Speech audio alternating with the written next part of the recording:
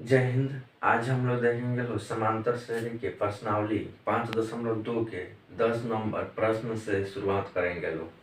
पिछले वीडियो में हम लोग देख चुके हैं लोग प्रश्न 9 तक, तो इस वीडियो में हम लोग 10 से शुरुआत करेंगे लोग। तो चलिए हम लोग 10 नंबर प्रश्न देखते हैं लोग। 10 नंबर में बोल रहा है, किसी एपी का 17वां पद उसके 10वें पद से 7 अधिक है, तो इसका सार्व अंतर ज्ञात कीजिए। तो देखिए इसको आसानी से समझिए।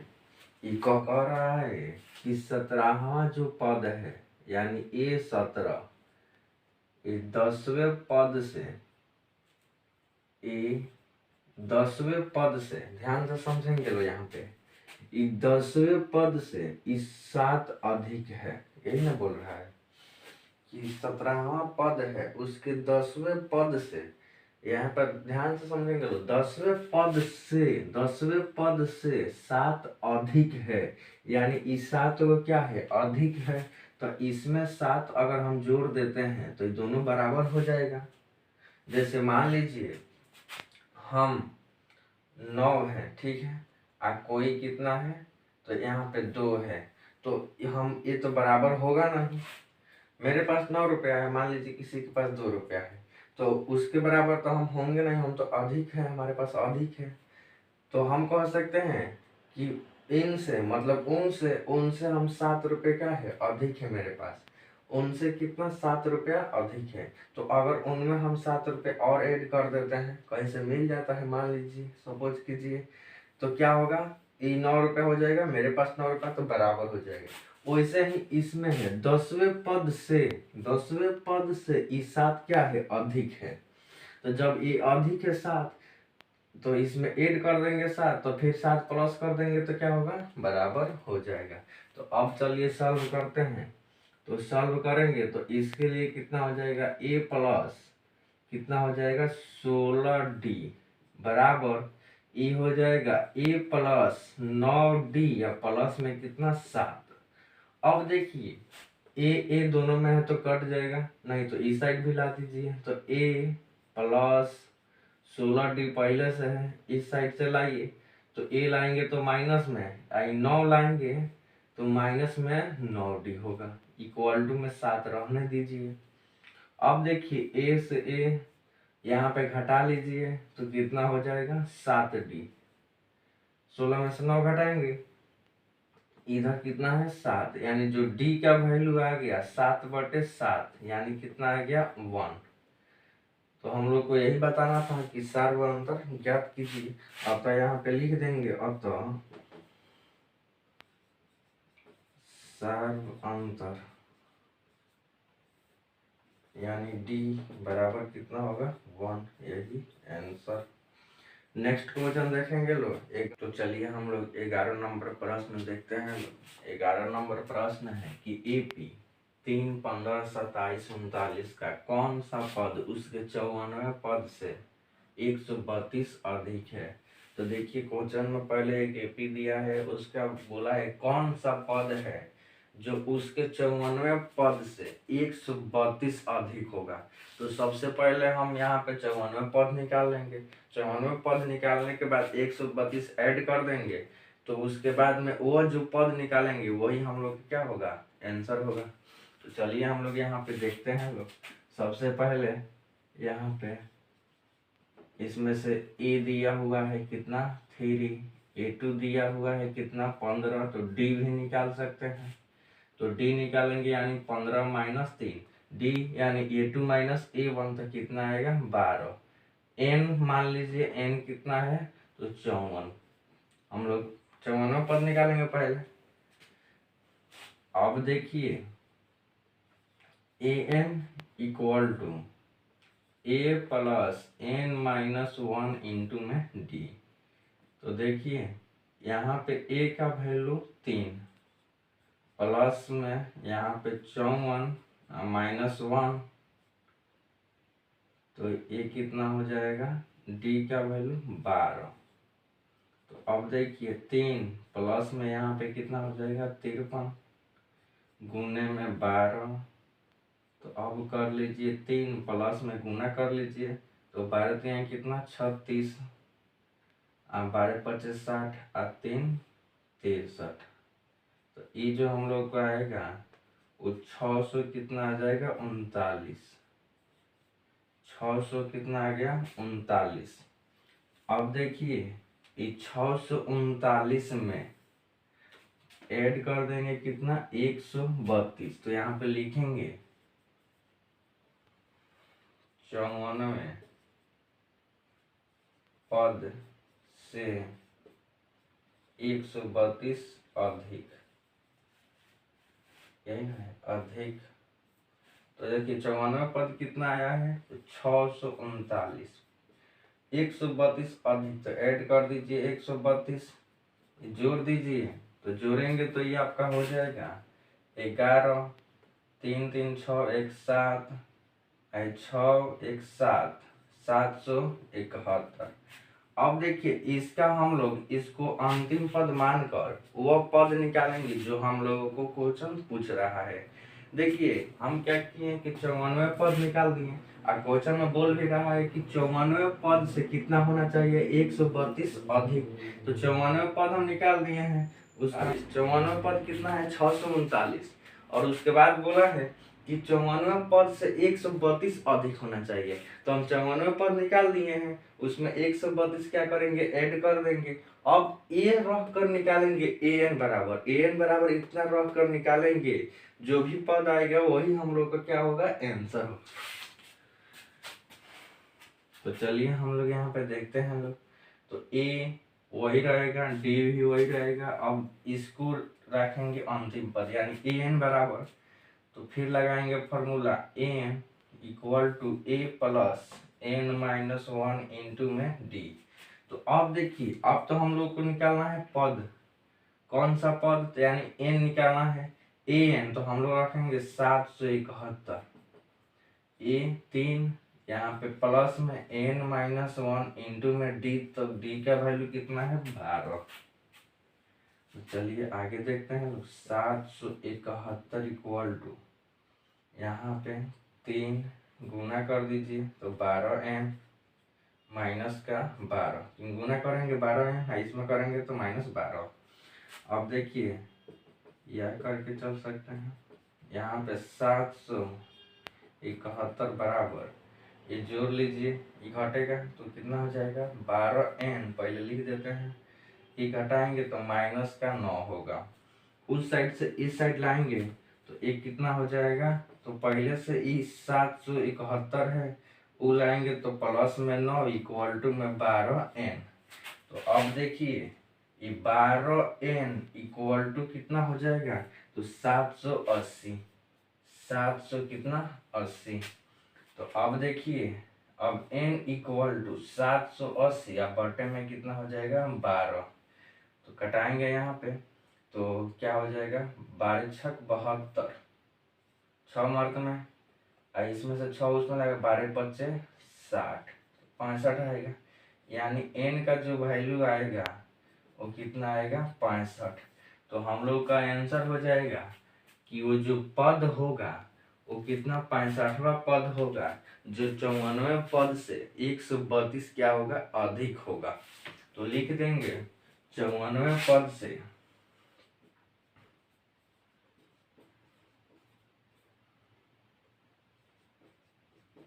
132 अधिक होगा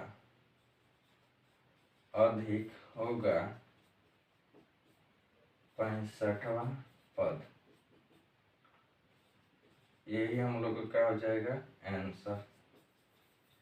तो ये हम लोग का कंप्लीट हो गया 11 नंबर। अब हम लोग देखेंगे लोग 12 नंबर प्रश्न। 12 में प्रश्न है कि दो समांतर श्रेणियों का सार्व अंतर समान है। अब इस प्रश्न को हम लोग बहुत अच्छे से समझेंगे लोग। उसके बाद बोला है यदि इनके 100वें पदों का अंतर 100 है तो इनके 1000वें पदों का अंतर क्या होगा। देखिए हम लोग को अंतर ज्ञात करना है 1000वें पदों का अंतर। तो सबसे पहले हम लोग इसमें जो बोला है वो हम लोग देखेंगे लोग क्या बोला है। बोल रहा है कि दो समांतर श्रेणियों का सार्व अंतर जो है वो क्या है समान है। उसके बाद में हम लोग को अब कुछ नहीं बोला है यदि इनके 100 पदों का अंतर 100 है। तो देखिए सबसे पहले हम क्या करेंगे कि यहाँ पे मान लेंगे, माना कि प्रथम समांतर श्रेणी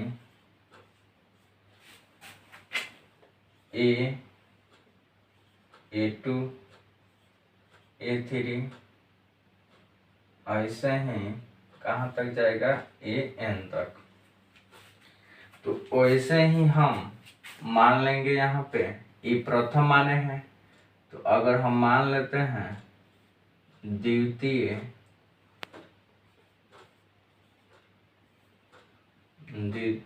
समांतर श्रेणी, इसको हम मान लेते हैं B1, यहाँ पे B1 भी कर सकते हैं, B2, B3 ऐसे ही BN तक। तो ये हम लोग को 2 समांतर श्रेणी हो गया।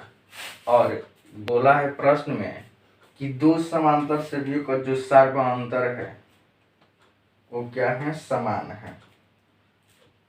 और बोला है कि यदि इनके 100 पदों का अंतर 100 है। तो चलिए हम लोग यहाँ पे देखेंगे प्रश्न से बोला है कि 100 पदों।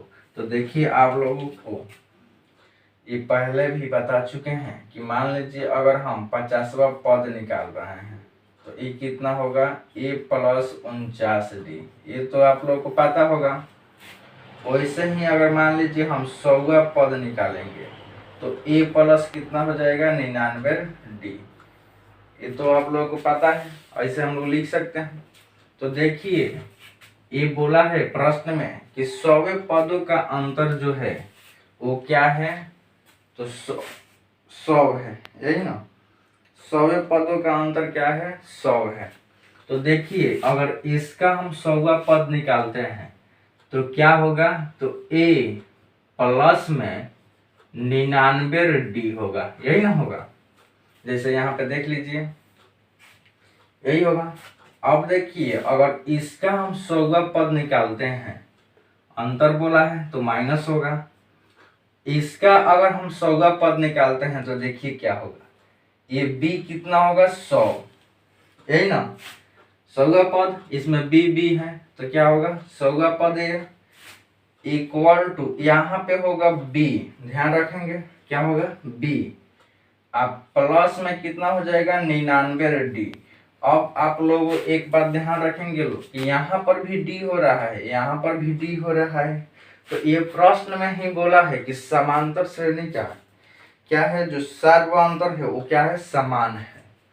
तो इसमें भी D होगा, इसमें भी क्या होगा, D ही होगा। तो हम लोग इतना लिख दिए इसके लिए भी 100वां पद कितना होगा, तो B + 99D। तो अब यहाँ पे देखिए ई हो जाएगा B + में कितना, 99D। इसका जो अंतर है वो कितना है, तो 100 है। इसमें समझना कुछ नहीं है, देखिए थोड़ा सा बस समझना है कि बोला है इन दो समांतर श्रेणी दे दिया है और दोनों का अंतर जो कितना है, तो 100 है। यानी 100 पदों का अंतर जो है वो कितना है, 100 है। तो ये हम लोग का इसका हुआ 100वां पद, इसका क्या होगा, ये 100वां पद, इसका यह हो गया 100वां पद। अब इन दोनों का अंतर जो है वो कितना है, 100 है। तो इसको पहले चलिए हम लोग सॉल्व कर लेते हैं। तो A + 99D रहने दीजिए। यहाँ पे देखिए माइनस है, तो अब ब्रैकेट जब हटाएंगे तो चिन्ह बदल जाएगा। तो चिन्ह बदलेगा तो E - B, आई प्लस है तो क्या हो जाएगा, -99D = में 100। अब देखिए 99D तो केवल बचेगा A - B = 100। अब यहाँ पे इसको समीकरण 1 भी कर सकते हैं। अब देखिए हम लोगों को जो निकालना है वो निकालना है 1000वें पदों का अंतर। 1000वें पदों का अंतर ज्ञात करना है। तो चलिए हम लोग उसको लिखते हैं लोग 1000 पदों का अंतर। तो देखिए अगर हम फर्स्ट वाला प्रथम श्रेणी यानी ले इसको, तो ए हो जाएगा 1000 यानी ए 1000, तो ए क्या हो जाएगा ए प्लस 999 डी होगा, यही ना होगा। वैसे ही अगर हम इसमें लें तो बी 1000, तो ये क्या हो जाएगा बी प्लस में 999 डी हो जाएगा। तो इसके लिए 1000वें पद हो गया और यह इसके लिए 1000वें पद हो गया। तो इनका भी हम लोग को क्या निकालना है, अंतर निकालना है। तो चलिए हम लोग यहाँ पे लिखते हैं लोग ए प्लस 999 डी माइनस करके लिखेंगे B plus 999 D equal to में होगा क्या, यही हम लोग को बताना है। तो क्या आएगा बराबर में, तो चलिए पहले सॉल्व कर लेते हैं। तो यहाँ पे देखिए a प्लस 999 डी माइनस फिर ब्रैकेट हटाएंगे तो ये हो जाएगा b माइनस 999 डी बराबर में क्या आएगा, ये तो लास्ट में पता चलेगा। चलिए देखते हैं हम लोग। तो a देखिए a यहाँ पे a देखिए प्लस में है, सॉरी यहाँ पे 999 है 999, तो यहाँ पर भी 999, 999 से 999 यहाँ पे घट जाएगा तो बचेगा a माइनस कितना b, तो इक्वल टू में क्या होगा। अब देखिए समीकरण 1 में आप ध्यान दिए होंगे a minus B equal to कितना है 100 है। यहाँ पर भी कितना आया है a माइनस बी। तो अगर हम समीकरण 1 से चलेंगे, समीकरण 1 से, तो यहाँ पे अब ध्यान देंगे कि a minus B equal to कितना हो जाएगा 100, क्योंकि यहाँ पे भी a minus B equal to 100 है। यहाँ पर भी आ रहा है a minus B equal to क्या होगा बराबर में, तो कितना होगा 100 ही होगा, क्योंकि यहाँ पर भी वही है। तो अब हम लोगों को पता चल गया कि 1000 पदों का अंतर जो होगा वो कितना होगा 100 है। तो यहाँ पे हम लोग को ये पता चल गया। एक बात और इसमें ध्यान देंगे कि अगर डी समान हो यानी सर्व अंतर समान हो तो आप कोई भी इसमें पद निकालेंगे, जैसे मान लीजिए हम 500 पदों का अंतर निकाल रहे हैं तो उसका भी कितना आएगा 100 ही आएगा। जैसे मान लीजिए 200 पदों का अंतर हम निकाल रहे हैं तो वो भी क्या आएगा 100 ही आएगा। तो वैसे ही इसमें बोल रहा है क्वेश्चन में 1000वें पदों का अंतर निकाले हैं तो ये भी क्या आया है 100 ही आया है। नंबर 13 तो क्वेश्चन है कि 3 अंक वाली कितनी संख्या 7 से विभाज्य है।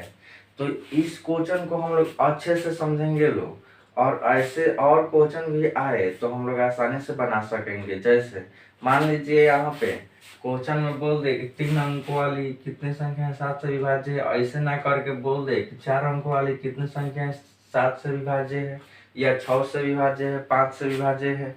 तो इस वीडियो को शुरू से लेकर लास्ट तक देखिए, उसके बाद आपको जो भी इस प्रकार के प्रश्न मिले जैसे भी मिले आप उसको सॉल्व कर सकेंगे, क्योंकि इसमें कुछ हम बताने वाले हैं उसको आप याद रखेंगे, उसके बाद आपको कोई भी दिक्कत नहीं होगा।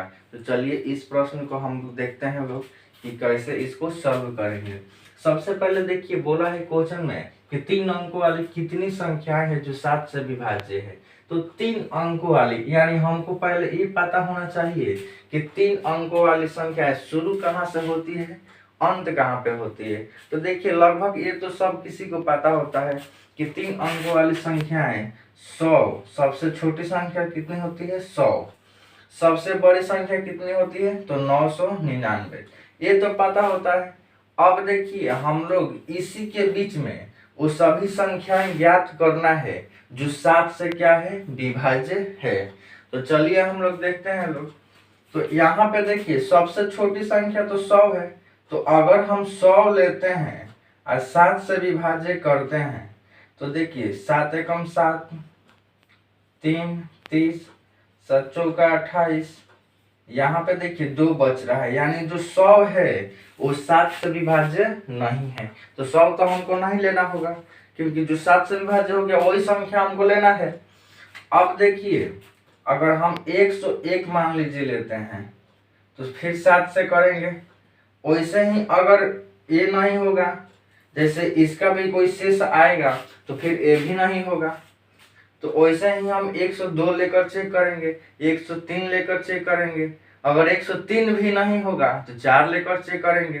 तो देखिए इस प्रकार से हम कोई बात चेक करेंगे तो इसमें हम लोग को क्या लगेगा, टाइम।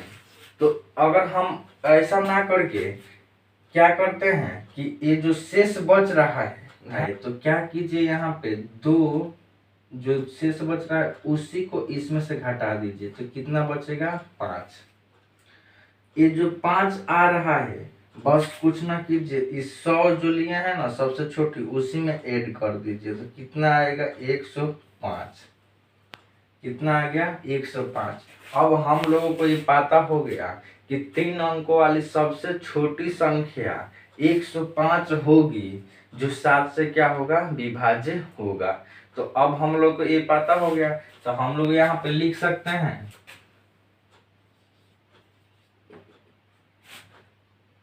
3 अंकों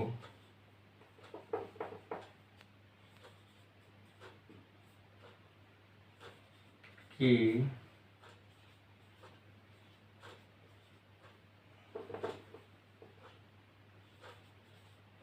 सभी संख्याएं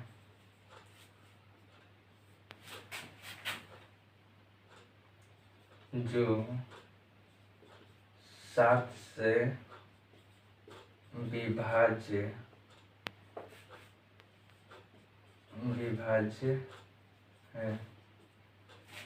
विभाज्य है क्रमशः। तो हम क्रमशः लिखेंगे लोग कितना, तो 105, क्योंकि यही सबसे छोटी संख्या है जो क्या है, 7 से विभाज्य है। 3 अंकों की सबसे छोटी संख्या 105 है जो क्या है, 7 से विभाज्य है। तो देखिए सबसे छोटी संख्या अगर हमको पता हो गया तो अब इसमें हम क्या करेंगे कि इसमें 7 ऐड करते चलेंगे। तो 7 हम लोग ऐड करते चलेंगे तो देखिए 7 इसमें ऐड करेंगे तो 112 होगा। 112 भी वो संख्या होगी जो 7 से क्या होगा, विभाज्य होगा। वैसे ही और 7 ऐड करेंगे तो 119 होगा, और 7 ऐड करेंगे तो 126 होगा। इतना ही रहने देंगे, अपने और भी कर सकते हैं। तो इसके बाद देखिए हमको अब लास्ट में देखना है कि कौन सा वो पद होगा जो क्या होगा, 7 से विभाज्य होगा। तो देखिए ये तो हम लोग कर लिए, ये याद भी आप लोग रखेंगे लोग। अब ऐसे ही एक और बात आप लोग को ध्यान रखना है, जैसे मान लीजिए हम लास्ट वाला ले लिए हैं 999, तो 7 से डिवाइड करेंगे तो 7 एकम 7, 7 चौका 28, 1, फिर 9 उतारेंगे तो 7 दूना क्या होगा, 14। तो यहाँ पे अब देखिए शेष कितना आ रहा है, 5, यानी 999 जो है उस 7 से विभाज्य नहीं है। तो शेष कितना बच रहा है, 5। तो अब देखिए ये तो हम लोग का लास्ट वाला था, तो देखिए करना क्या है, ये जो 5 है ना, ये 5 को क्या करेंगे, 999 में से घटा देंगे। 999 में से हम क्या करेंगे, 5 को घटा देंगे। तो घटाएंगे तो 900 कितना आएगा, 94। अब यही जो संख्या होगा, जो 3 अंकों की सबसे बड़ी संख्या होगा, जो 7 से क्या होगा, विभाज्य होगा। तो हम लोग को देखिए अब लास्ट वाला ही पता चल गया, और शुरू से हम लोग को पता ही है 105, 12, 112, 119, 126 ऐसा ही बढ़ रहा है और जाएगा कहाँ तक, 994 तक। तो अब देखिए हम लोग को यहाँ पे ये एक एपी बन रहा है, समांतर श्रेणी बन रहा है। तो अब हम लोगों को इसमें ये निकालना है कि इसमें पदों की संख्या कितनी है, यानी n हम लोगों को प्राप्त करना है। तो चलिए हम लोग सबसे पहले इसमें से चुन लेते हैं तो यहाँ पे हम लिख भी सकते हैं AP 105, 112, 119, 126 ऐसे ही बढ़ रहा है, 994 तक जाएगा। तो देखिए यहाँ पे A इक्वल टू 105 होगा, तो D भी आप आसानी से प्राप्त कर सकते हैं। तो D के लिए देखिए यहाँ पे हम लोग पहले से पढ़ चुके हैं, A2 माइनस A1 करेंगे, यानी वही काम करेंगे यहाँ पे, A2 माइनस A1। अब देखिए इतना करने की जरूरत भी नहीं है, क्योंकि आप क्या कर रहे थे, 7 बढ़ा रहे थे ऐसे। तो सिंपल से आपको बात है कि 7 हमारा क्या होगा, D होगा, क्योंकि हम 7 बढ़ा रहे हैं, और D का वैल्यू वही ना होता है जो यहाँ पे बढ़ते रहता है, जितना जितना बढ़ता रहता है वही होता है हमको D का वैल्यू। तो देखिए अब हम लोग को AN भी पता है, 900 कितना है, 94। हम लोग को जो निकालना है वो क्या निकालना है, N। तो N का वैल्यू हम लोग को प्राप्त करना है। तो यहाँ पे AN equal to A plus N minus 1 into में D। AN का वैल्यू कितना है, तो 994 है। A का वैल्यू कितना है, तो 105 है। N तो हम लोग को फाइंड करना है, यही निकालना है। D का वैल्यू कितना है, तो 7 है। तो ये देखिए 994 इक्वल टू 105। अब क्या कीजिए कि इसको गुना कर दीजिए, तो 7n माइनस का 7 हो जाएगा। तो देखिए ये 994 इधर रहने दीजिए, इक्वल टू में 105 में से 7 घटाएंगे तो ये कितना हो जाएगा, 98, प्लस में 7n रहने दीजिए। अब देखिए 98 को लाइए इस साइड, तो पहले से है 994 माइनस करेंगे कितना, 98, क्योंकि उस साइड प्लस में था, इस साइड आएगा तो माइनस में, ही हो जाएगा 7n।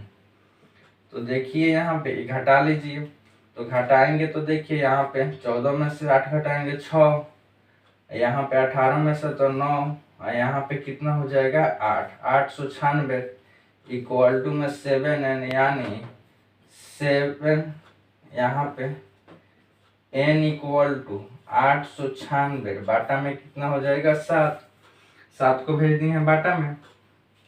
तो अब इसको काटा लीजिए, तो कटाएंगे तो देखिए 7 एकम 7 है, यहाँ पे 7 दूना 14, 7 8 56, तो कितना आ गया 128। कटा कर देख सकते हैं, यानी जो n के वैल्यू आ रहा है वो कितना आ रहा है, 128 लिख देंगे। अतः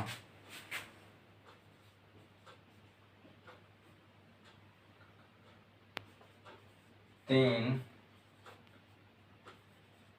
अंकों वाली 128 संख्याएं 7 से क्या है, विभाज्य है।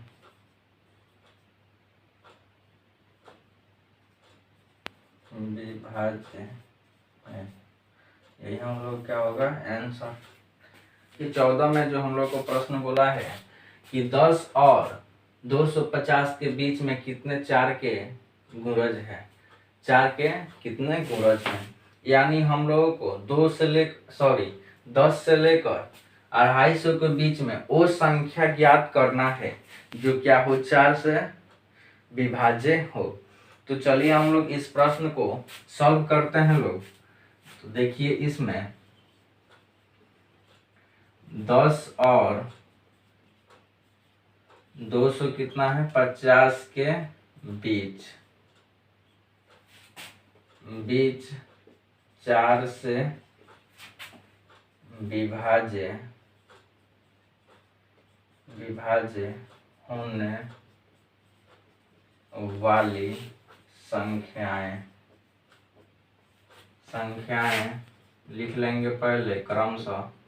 वो कौन कौन सी संख्याएं हैं जो क्या हो 4 से विभाज्य हो, और उसमें भी ध्यान रखना है कहाँ से कहाँ तक, तो 10 और कितना, तो 250 के बीच। तो देखिए हम लोग चेक कैसे करेंगे, तो 10 और 250 के बीच बोला है, यानी 10 भी छोड़ देना है और 250 भी छोड़ देना है। उसके बीच में जो भी संख्या आएगा, जो भी संख्याएं 4 से विभाज्य होगा, वही संख्याओं का हम लोग को संख्या ज्ञात करना है कि वो कितनी संख्याएं हैं जो इन दोनों के बीच में 4 से विभाज्य हो रहा है। जैसे देखिए 10 के बाद हम लोग को तो सीधे पता होता है कि 10 के बाद क्या होता है 4 से विभाज्य, तो वो 12 होता है, ये तो हम लोग को पता है। अब देखिए प्रथम अगर हम लोग को पता हो गया कि 10 के बाद क्या होता है 12, 10 के बाद अगर लिखेंगे तो 11 तो होगा नहीं, तो 12 होगा। ऐसे फिर आगे बढ़ेंगे तो 16 होगा। अब देखिए आगे बढ़ने की जरूरत नहीं है, एक आपको पता हो गया तो 4 इसमें ऐड करते चलिए, 20 होगा, 24 होगा, ऐसे ही। अब देखना है कि 250 तक, 250, तो देखिए करना क्या है कि आपको ऐसे 250 ले लेना है, 4 से डिवाइड करना है, 4 से डिवाइड करना है। तो देखिए यहाँ पे 6 चौका कितना हो जाएगा 24, बचेगा कितना, तो 10 बचेगा, 4 दूना 8 हो जाएगा 2। तो अब क्या करना है कि 250 में से कितना घटा लेना है 2, 250 में से कितना घटाना है 2, तो 2 घटाएंगे तो कितना आ जाएगा यहाँ पे 8, यहाँ पे 4, यहाँ पे 2, यानी 200 कितना आएगा 48। तो 248 हम लोग का ये लास्ट पद हो जाएगा, ये फर्स्ट सेकंड थर्ड ऐसा ही बढ़ेगा। अब देखिए ये आप अगर 4 से डिवाइड करेंगे तो पूरा पूरा कट जाएगा, यानी जो ये क्या होगा 4 का एक गुणज होगा। तो चलिए अब हम लोग देखते हैं, लोग इसको लिख सकते हैं AP 12, 16, 20, 24, ऐसे ही एक AP बन रहा है 248 तक। तो अब देखिए यहाँ पे A1 हम लोग देख लेंगे कितना है 16, तो D भी निकाल लेंगे, तो A2 माइनस कितना होता है A1, लेकिन हम लोग देखिए यहाँ पे बढ़ाएं कितना है, तो 4 यहाँ पे बढ़ाए हैं 4 4, ऐसा ही ना बढ़ रहा है, यानी हम लोग को तो पता हो नहीं गया कि D का जो वैल्यू है कितना है 4 है। निकाल भी सकते हैं A2 माइनस A1, A1 यानी अंतिम पद दिया हुआ है कितना 248, हम लोग को जो निकालना है वो क्या निकालना है n, पदों की संख्या निकालना है कि वो कितने संख्याएं हैं जो क्या हो 4 से विभाज्य हो, 10 और कितने के बीच में 250 के बीच में। तो देखिए यहाँ पर वही फॉर्मूला लगाएंगे A1 वाला, an इक्वल टू में a plus n minus 1 into में d, तो an ये तो अंतिम पद हम लोग को दिया हुआ है यहाँ पे 200 कितना है 48, a का वैल्यू कितना है, सॉरी यहाँ पे 12 है, ध्यान रखेंगे लोग, a का वैल्यू कितना है 12 है, प्लस में n तो हम लोग को फाइंड करना है, d का वैल्यू कितना है 4 है। तो अब देखिए यहाँ पे 248, अब देखिए इधर क्या करेंगे, पहले रहने दीजिए इसको, प्लस में गुना कर दीजिए 4 से, तो 4 यहाँ पे n हो जाएगा, माइनस का 4 हो जाएगा, गुना करके आप देख सकते हैं इतना ही होगा। अब देखिए 248 इधर अब क्या कीजिए, इसको घटा लीजिए तो 8 होगा, 12 में से 4 घटाएंगे 8, प्लस में कितना होगा 4n, इसको लाइए इस साइड, तो 248 पहले से है, आप उसको लाएंगे तो वो उस साइड क्या है प्लस में, इस साइड हो जाएगा माइनस, इक्वल टू में 4n। यहाँ पे अब क्या करेंगे घटाएंगे तो 200 कितना हो जाएगा 40, इक्वल टू में 4n, यानी n इक्वल टू 240 बटे में कितना 4, तो यहाँ पे कितना हो जाएगा 6 चौका 24, यानी जो वैल्यू आएगा वो कितना आएगा 60, भाग करके देख सकते हैं 6 चौका 24, एक जीरो यहाँ पे रख दीजिए, अतः यहाँ पे लिख देंगे अतः 10 और 250 के बीच में 4 के 60 क्या है, तो गोरज है, गोरज है। यही क्या हो जाएगा आंसर। तो ये वीडियो अच्छा लगा हो तो लाइक कीजिए, हमारे चैनल पर नए हैं तो सब्सक्राइब कीजिए। मिलते हैं अगले वीडियो में, तब तक के लिए जय हिंद।